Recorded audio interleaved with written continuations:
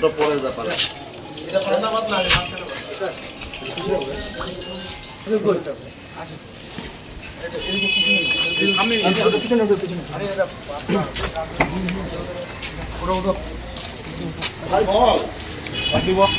ভোররাতে জাতীয় সড়কের বাইপাসে বড় ছিনতাইয়ের ছক ভেস্তে দিল মালদা থানার পুলিশ।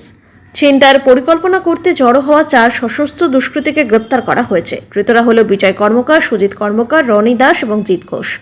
সকলেই পুরাতন মালদার শাহপুর বাগানপাড়ার বাসিন্দা।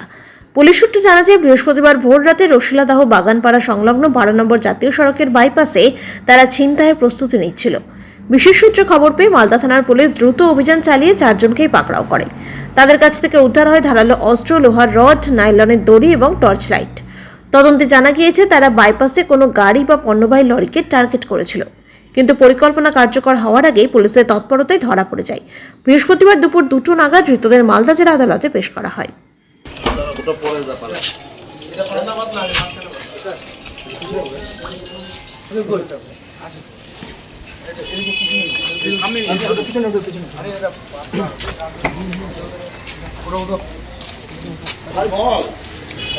বলেছি আপনি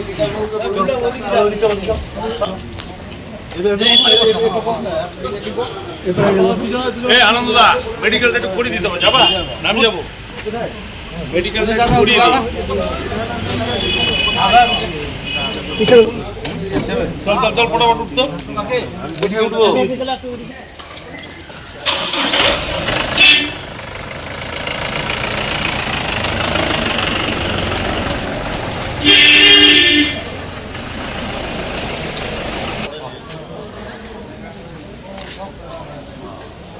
হাসপাতাল ভালো